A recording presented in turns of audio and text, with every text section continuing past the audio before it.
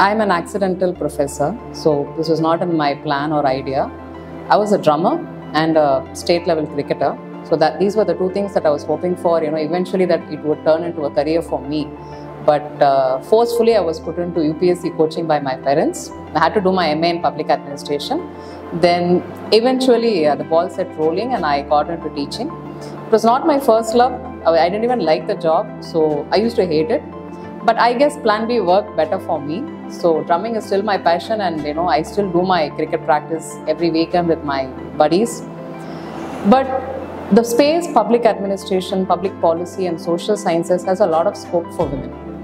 The way I see it in the next decade or so is that this space is going to be really big for women who really want to be in the public policy space. Now we talk about women's reservation bill, which has been recently passed in the parliament. But unfortunately, the people who designed the policy or the people who voted for it aren't, many women. So that says it all. So for me as a researcher, as a practitioner and as an academician, the next decade, public policy, public administration is going to be the field to be in. So I really hope more women pursue their undergrad and postgrad in this field and start contributing to the literature a little bit more rather than just being stagnant as a teacher.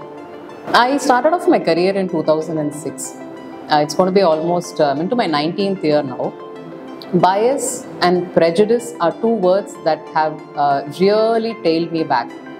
Now, when it comes to any profession in India, gender is one thing that where we kind of hit a roadblock very first. So if you're going to be smart and if you're going to be a woman, 2006, was not a great place where you were like really welcome in conferences, in co-working spaces, in any kind of academic spaces. The another bias that you have is the way you carry yourselves. You are expected to be in a certain kind of identical, or identity norms. People would prefer you to fit into a certain kind of norms. So, that way you tend to be welcome a little bit more.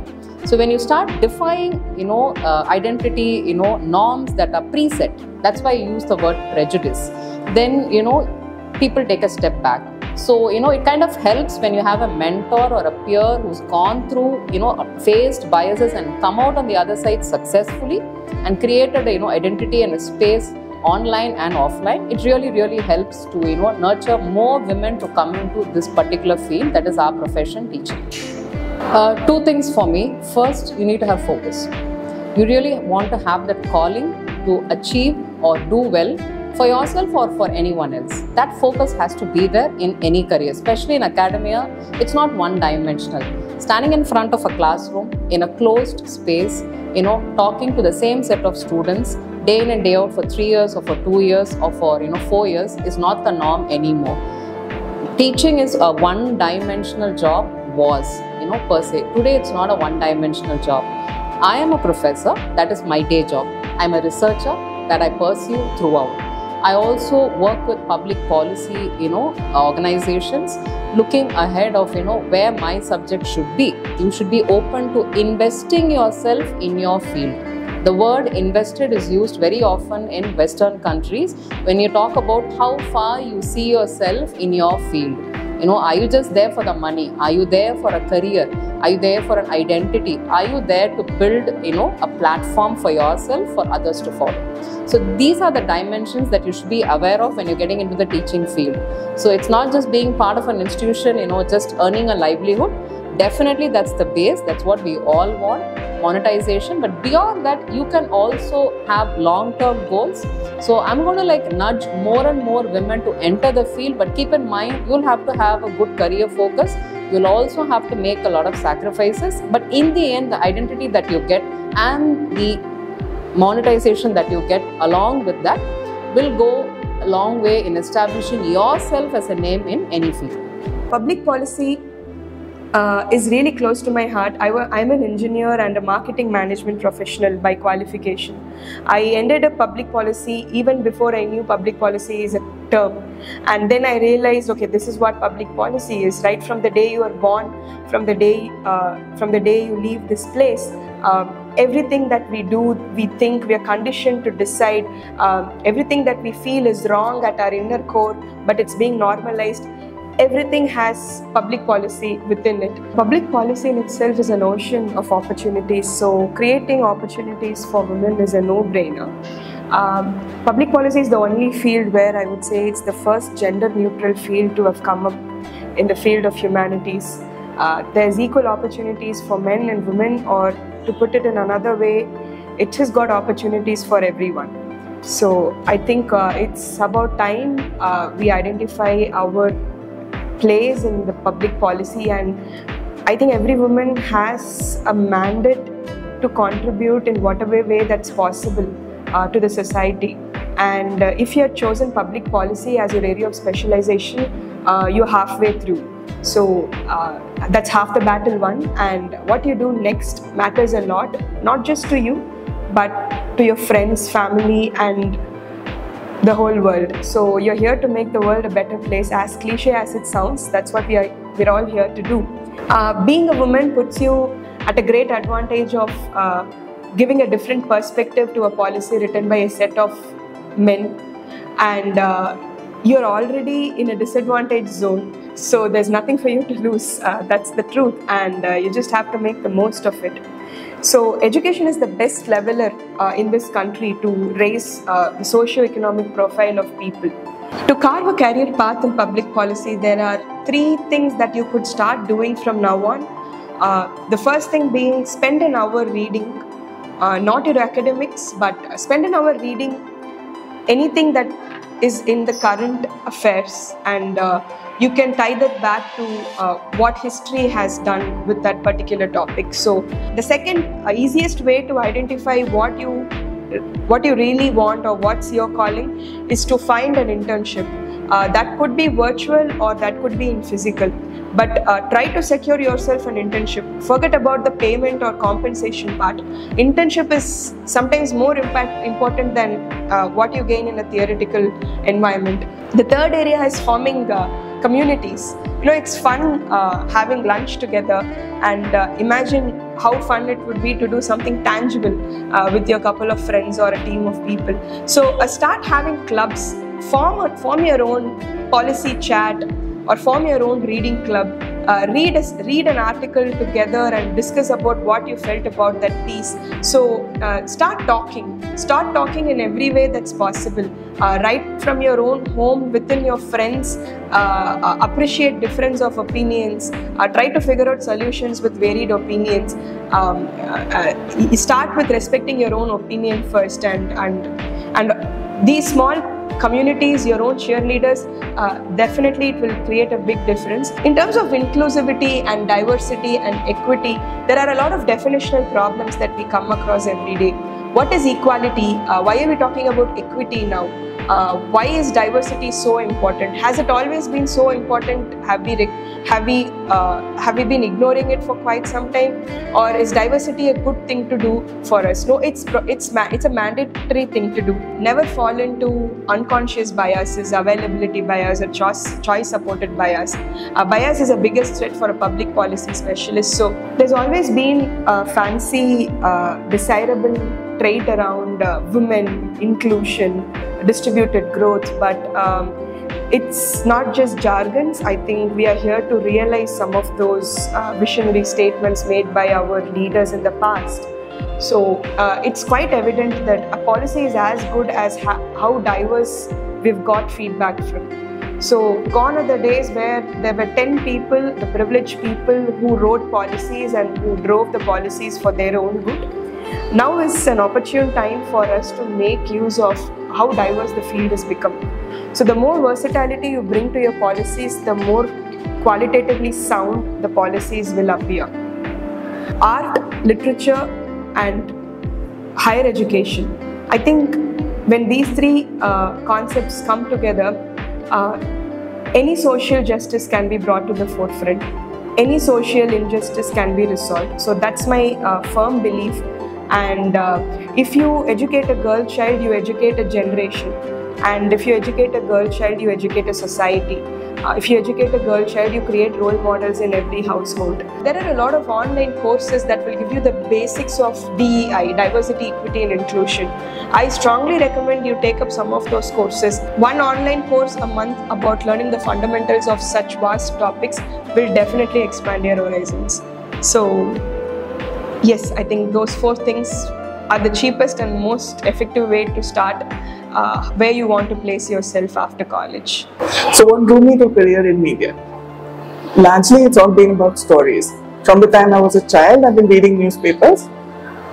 For one, because storybooks were locked up during exam times and you needed something to read, so I would read newspapers. It had never really been one of my things that you can write for a newspaper. That happened much later in life. But as I studied, as I read more, and as stories began to gather more importance to me, I realized that yes, you could be a part of telling those stories. And yeah, once I finished studying, I moved into advertising strangely, but that's because that was the only career open at that point in time. But over the space of a year or so, I started making some contacts in the media, and I moved to print journalism, which is where we started telling interesting stories about business, that business does not have to be boring, that news doesn't have to be boring. So that's where it all started for me. But all said, it is still a great leveler, and I think that as technology grows and as technology improves and as education improves, I think this is where women will have the edge, because women have always taken to things faster. You learn faster, you do faster. So I think that is going to be the new weapon in our hands, so to speak. It is unfortunately only like in the 2000s that you started having women heading business magazines. Again, you did not have a woman heading a mainstream political and gender news magazine. That happened like now, 2 years ago. So yes, it is going to be very difficult for women to break into this. As a woman, you already have a lot to prove, because you will end up having to shout to have your voice heard, and even then people won't hear it, but you're going to have to shout. Will a godfather help? Not necessarily, because the industry is shaped in such a way that godfathers can take you up to a point. Maybe they can open a door, 2 doors, but I don't think it can get you too far. Again, things change, things can change, but I think this is one of those industries where your talent will show. If you're good at what you do end up moving. As a woman, you might have to fight more, you might have to shout a little more, but you will get there eventually. The other thing to remember is to constantly learn. No matter what it is that you're doing, learn how the entire business works. Don't stick with, okay, I'm a TV presenter, I'm in front of the camera. Learn what it's like behind the camera, learn how the business functions, learn how the ad salesperson works. You get a far bigger picture, and you are grooming yourself in some ways to lead that organization later, and it will help.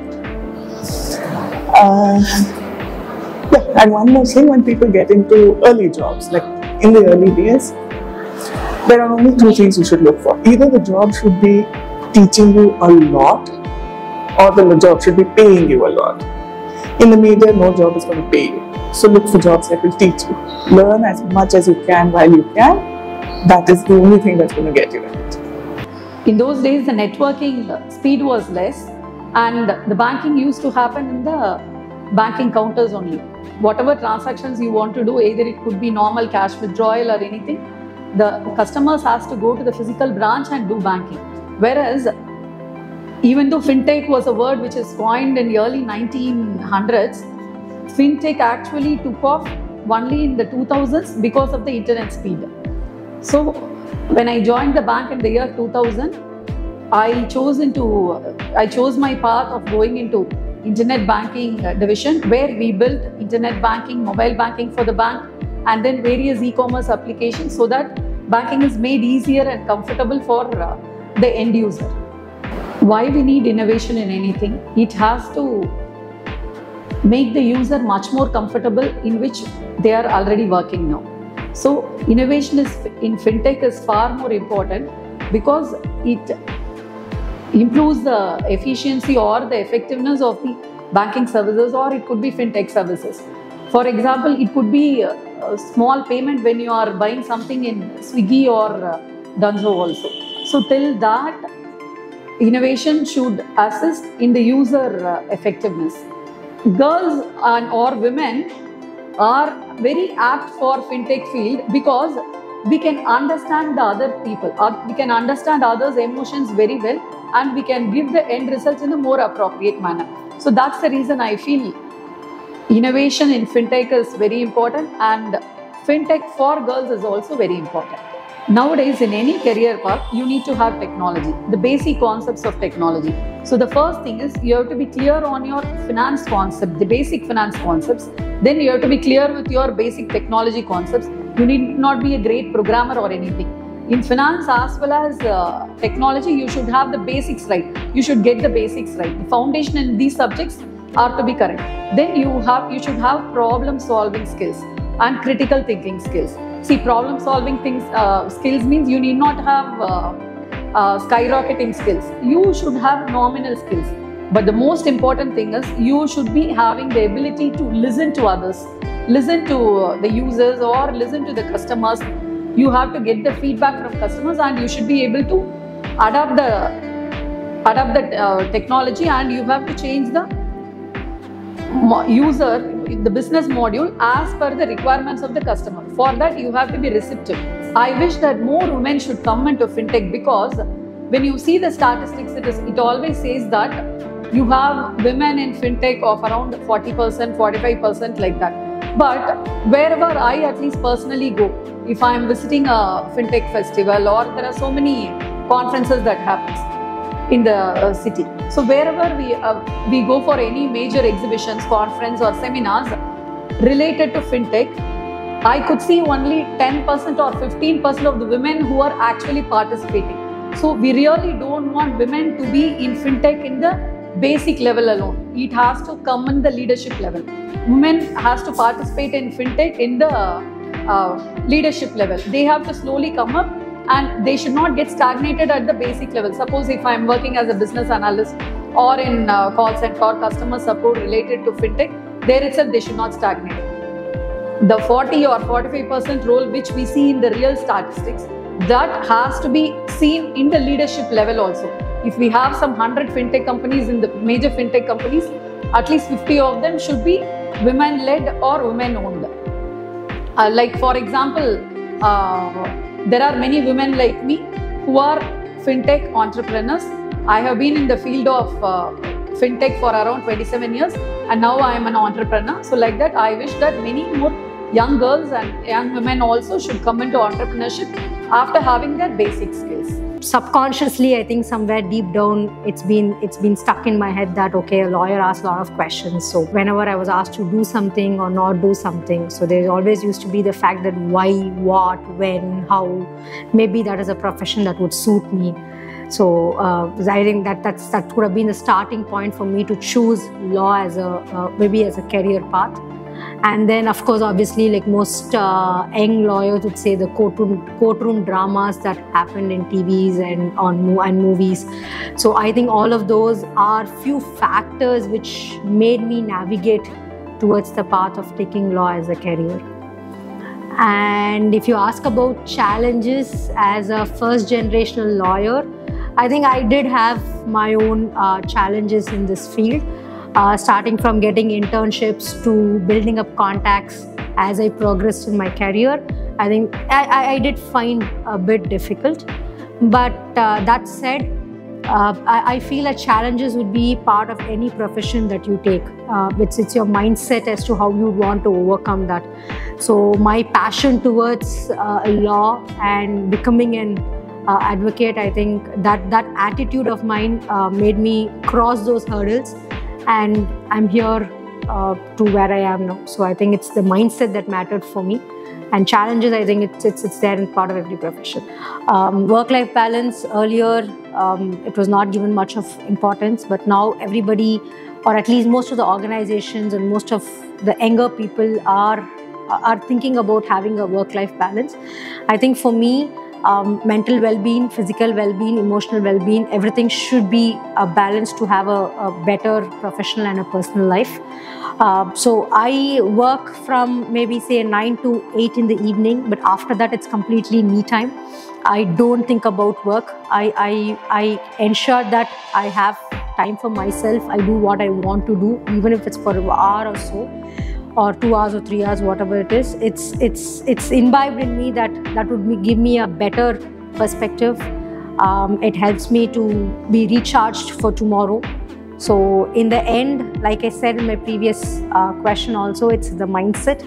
It all takes that one step for you to decide whether you want to have that balance or not.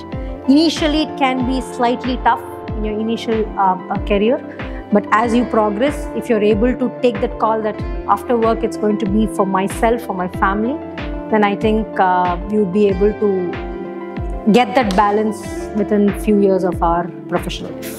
Diversity and inclusivity, I think that's not just in law, it's not just in any profession. I think it starts from the household, because I firmly believe that inclusivity and diversity brings in better accountability. Better accountability brings better decision making, and better decision making brings in better results. It's a holistic approach that we need to look at.